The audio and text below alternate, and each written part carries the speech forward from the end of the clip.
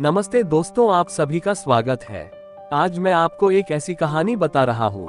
अगर आपका भी कभी दिल टूटा हो, चाहे लड़की की वजह से या किसी भी और वजह से, तो आपको आज ये कहानी जरूर सुननी चाहिए। क्या पता इसको सुनने के बाद आपके अंदर परिवर्तन की लहर दौड़ जाए।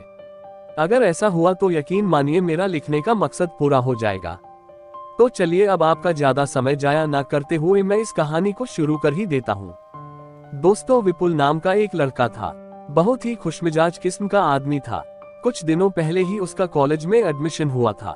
वह इतना मस्त था कि अब सारी क्लास उससे खुश रहती थी। कभी अगर वो कॉलेज नहीं आता था तो क्लास में सूनापन छा जाता था। दिन बीतते गए और समय निकलता गया, लेकिन विपुल की जिंदगी में खुशियों का अनुपात कम हो गया था। वो क्लास में बिल्कुल चुपचाप बैठा रहता। कोई उससे पूछे तो बताने को तैयार नहीं था। पूरी क्लास में सन्नाटा छाने लगा। लेकिन एक दिन उसके टीचर ने उससे पूछ ही लिया कि विपुल, तुम्हें बताना ही होगा कि तुम इतने दुखी क्यों हो। जब तक अपने अंदर दबे बोझ को हल्का नहीं करोगे तब तक कैसे खुश रहोगे। हिम्मत करके उसने बताया कि वो एक लड़की से प्यार करता था। अब वो उसे छोड़कर चली गई, इसलिए वो बहुत दुखी है। टीचर सारी कहानी समझ गए। उन्होंने कहा कि तुम शाम को मेरे घर आ सकते हो। उसने कहा, हाँ जरूर। जब विपुल शाम को टीचर के घर गया तो उन्होंने उससे पूछा कि तुम क्या लेना पसंद करोगे, चाय या नींबू का शरबत। उसने कहा नींबू का शरबत। जब उन्होंने शरबत बनाया तो उसमें नमक काफी ज्यादा डाल दिया, और जब विपुल ने वह नींबू का शरबत पिया तो एक घूंट पी करके मुंह बिगाड़ लिया और टीचर को कहा, सर ये क्या बना दिया आपने, इसमें नमक बहुत ज्यादा है। तो टीचर ने कहा, विपुल कोई बात नहीं, मैं तुम्हारे लिए दोबारा शरबत बना सकता हूँ। विपुल ने कहा, लेकिन सर उसकी कोई जरूरत ही नहीं है, हम इसी शरबत में थोड़ा पानी और चीनी डालकर इसे अच्छा बना सकते हैं। टीचर ने फिर पूछा कि क्या। विपुल ने भी यही जवाब दिया। अब टीचर ने कहा कि मैं तुमको यही बात समझाना चाहता था, इसलिए मैंने जानबूझकर लेमन शरबत में नमक ज्यादा डाला और तुम्हारी जिंदगी में भी नमक ज्यादा हो गया है, तो तुम सिर्फ उसमें ज्यादा से ज्यादा चीनी मिलाते जाओ। कुछ ही दिनों बाद नमक की मात्रा कम हो जाएगी और आपकी जिंदगी पहले से भी खुशनुमा बन जाएगी।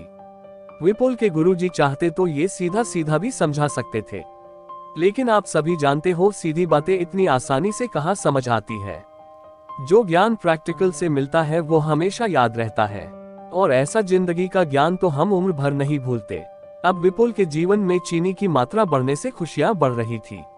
उसने अपने गुरु के चरण स्पर्श किए और उनका धन्यवाद दिया। अगर वह इन बातों को अंदर ही अंदर दबा के रखता और विरह की अग्नि में जलता रहता तो गुरु कैसे समझ पाते। मैं भी आपसे यही कहना चाहता हूँ, अगर आपका भी किसी ने दिल तोड़ा है तो बार बार उसके बारे में मत सोचिए।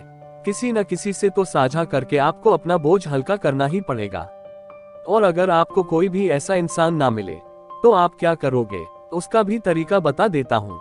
आप अकेले में कागज के ऊपर वो सारी बातें लिखिए जो आपके दिमाग में आंधी की तरह उड़ रही है। XYZ कैसी भी बातें हो लिखिए, और लिखने के बाद देखिए दिमाग को कितना रिलैक्स मिलता है, क्योंकि काफी सारी गंदगी दिमाग से निकल चुकी है। बाकी की स्वतः ही निकल जाएगी। अब आपको इस कागज का क्या करना है, इसको फाड़ दीजिए, आपका काम हो गया। देखो ये तरीका मेरा खुद का आजमाया हुआ है और ये कारगर है। अब चेक करने के लिए तो आपको ट्राई करना ही पड़ेगा। तो कुल मिला के बात यही है, आप मेल हो या फीमेल, ये तरीका दोनों तरफ काम करेगा। समय का खेल है, वरना मैं आपको बहुत कुछ बता सकता हूँ। अब मैं आपसे विदा लेता हूँ। आपसे बहुत जल्द एक और कहानी के साथ मुलाकात होगी। अपना ख्याल रखिए और प्यार बांटिए, क्योंकि ये 4 गुना लौट के आता है। आपको ये कहानी कैसी लगी कमेंट के माध्यम से हमें जरूर बताएं, और जिसे इसकी जरूरत हो उनके साथ शेयर जरूर करें। आपका कीमती समय देने के लिए और इस कहानी को सुनने के लिए स्मार्ट मोटिवेशन की तरफ से आपका दिल से शुक्रिया।